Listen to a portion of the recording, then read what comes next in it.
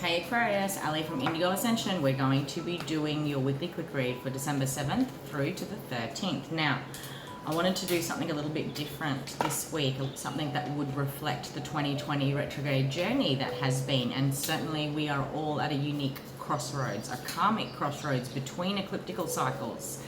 Next week is a solar eclipse in Sagittarius.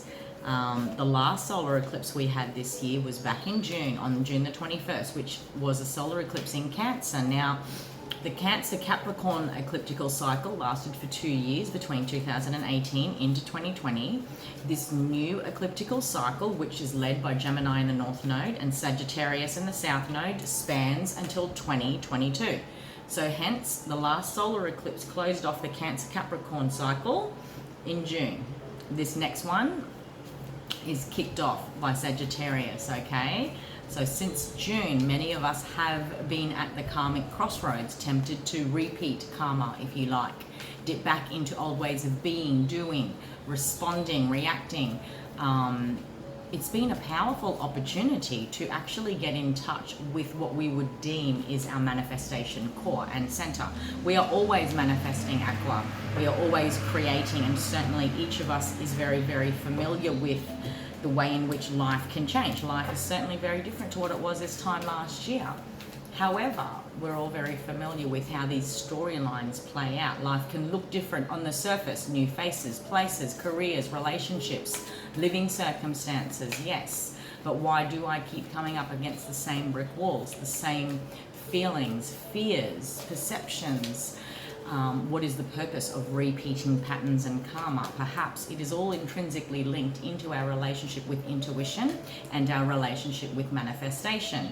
The very act of surrendering the past is the same energy that it takes to surrender to faith unfolding, to surrender to this blind knowing that we will be able to manifest the new on some form. So when it comes to second-guessing self, second-guessing intuition, maybe that is the only thing that keeps us stuck in karmic looping. Now, karma is not punishment, and dharma is certainly not just about reward. Karma and dharma are both just as real and take us to the center of our manifestation ability. And it doesn't matter where we're at on our journey, each of us has that divine will and choice to choose to recreate a story, even though everything looks different on the outside, in order to truly come to the depths of that soul wisdom, okay? That is the purpose of retrogrades for the whole year, and we have every year that we can do that. That is the purpose of ecliptical cycles, and this beautiful window of time between a closing ecliptical cycle with a different energy into a new one is where we're at. So that's where I wanted to take the weekly quick reads this week. You have the Death card, the Knight of Cups, and the Seven of Cups. There's certainly been this bigger picture, this bigger journey around your relationship with how you hold space for emotions, your offering of emotions, the way in which you say yes to the way in which emotions are offered to you. There's been times when you have felt overwhelmed, okay? Certainly it's been this redefinition and a death and rebirth process, Aqua, that had to happen in many ways. I feel I'm connecting into many Aquarians that have approached this whole thing called love in a completely different way this year. Maybe this was the year that you looked back on everything that love taught you.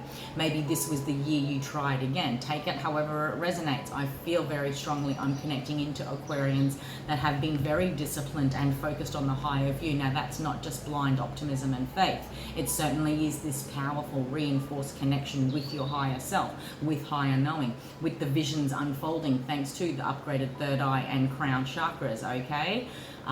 There's been a redefinition around discipline and how I've maintained the faith anyhow and trusted that everything has happened for a reason.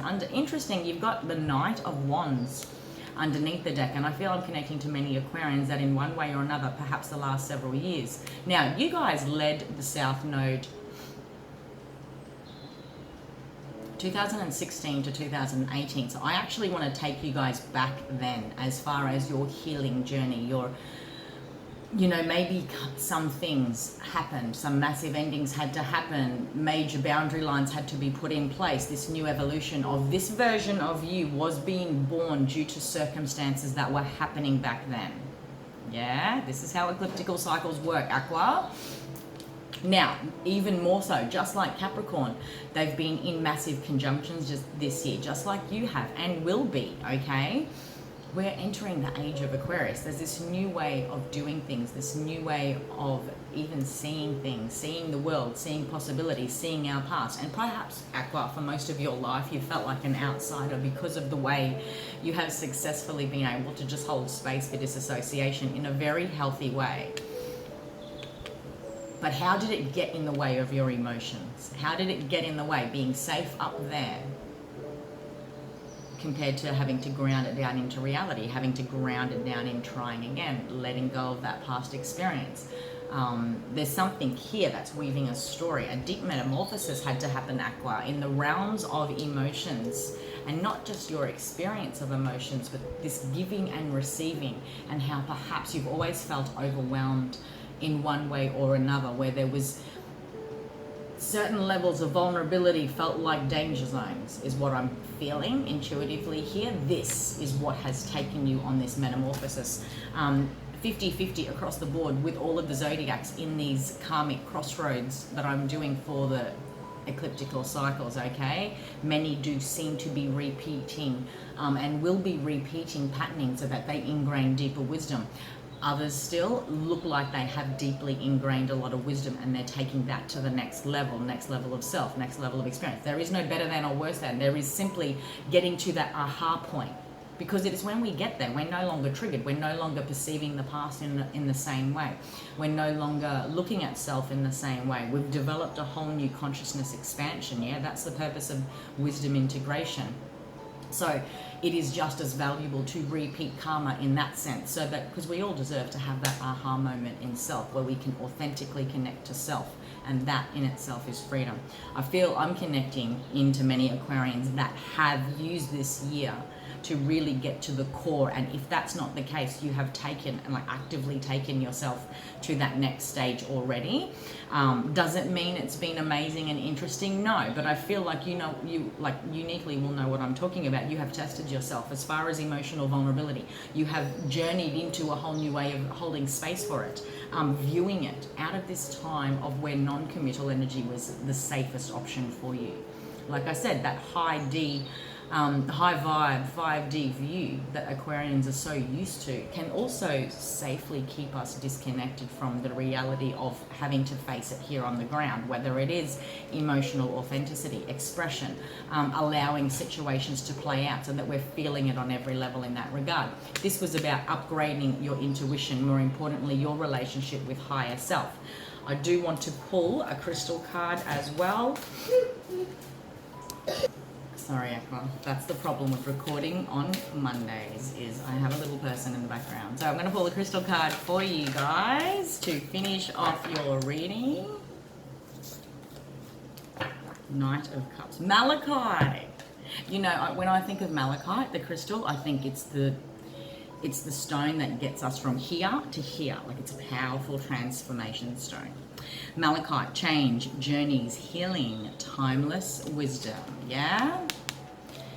Drawing this card indicates a need to break with old patterns, Aqua, and embrace change. It particularly asks us to take responsibility for transforming our lives. And in many ways, I intuitively feel I have connected into Aquas that have already been doing that, and there is so much more to be able to experience of that in its multidimensional levels.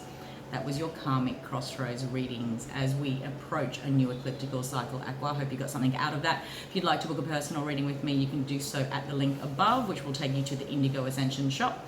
And of course, if you're watching on YouTube, you'll find the same link below in the description box. Take care, and until next time.